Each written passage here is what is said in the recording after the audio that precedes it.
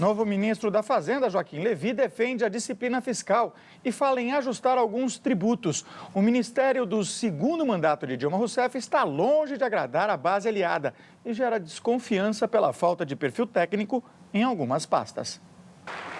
O Ministério da Fazenda ficou sob responsabilidade do economista Joaquim Levy, com ampla experiência no setor financeiro. Possíveis ajustes em alguns tributos serão também considerados, especialmente aqueles que tendam a aumentar a poupança doméstica e reduzir desbalanceamentos setoriais da carga tributária.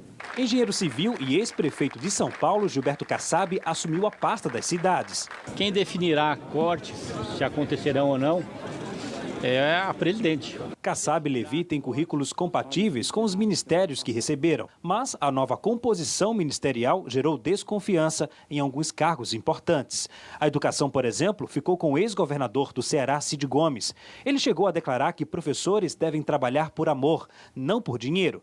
O novo ministro dos Esportes, George Hilton, veio da cota política. É deputado federal pelo PRB de Minas Gerais. Ao assumir o cargo, confessou não entender nada do assunto.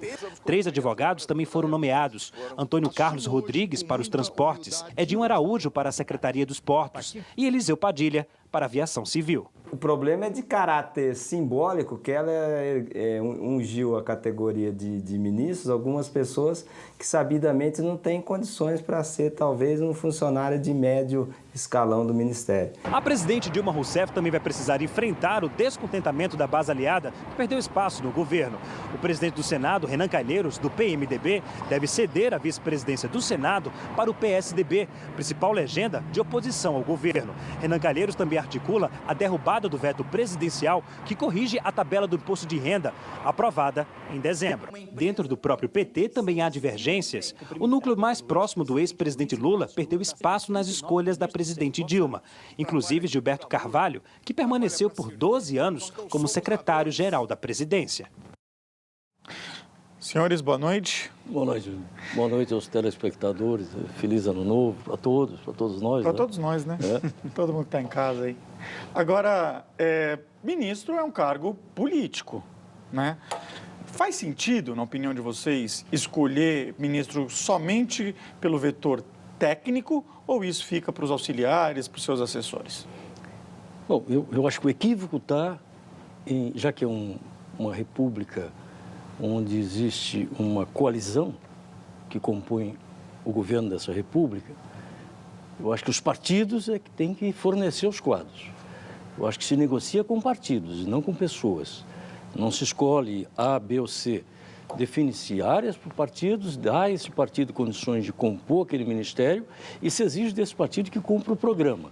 E o partido que apresenta os melhores quadros que tiver para serem escolhidos para a presidência. Esse negócio de negociação ali por baixo do pano, para botar esse ou aquele, não pega bem. Por exemplo, tiraram do Ministério das Cidades da mão de um ex-governador da Bahia, que ia muito bem no Ministério. É do mesmo partido desse que foi para lá. Não havia motivo para ser trocado. Mas foi trocado, e é o mesmo partido, porque as forças internas do partido entenderam que ele não estava correspondendo às expectativas, não expectativas políticas, administrativas, expectativas dos interesses dos integrantes do partido, não é? Então, essas coisas não se faz. Acho que alguns ministros que foram escolhidos, por exemplo, por que dar à Igreja Universal do Reino de Deus e seu partido, PRB, a área dos esportes? Não é só no governo federal. No governo de São Paulo, no governo de Minas Gerais, no governo do Rio de Janeiro, né? E sabe lá onde mais que vão enfiar os... Por quê? Porque tem uma estratégia da Igreja Universal em ampliar os seus quadros através de uma intensa participação via esporte para difundir a sua fé.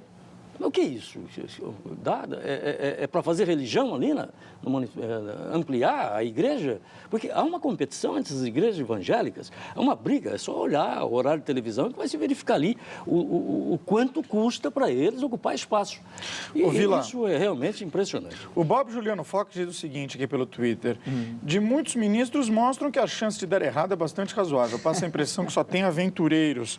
Tem outras pessoas perguntando aqui, por exemplo, Emilson Nunes Costa, que nas grandes democracias os ministros de ciência e tecnologia são do meio acadêmico, com vários PhDs. Por que aqui isso não ocorre? Eu acho que, bem, boa noite, né? É um negócio complicado, né? Veja, o ministério atual é ruim e a gente sente saudade do ministério do primeiro governo Dilma, que foi desastroso. Então, veja a que ponto o Brasil chegou tal.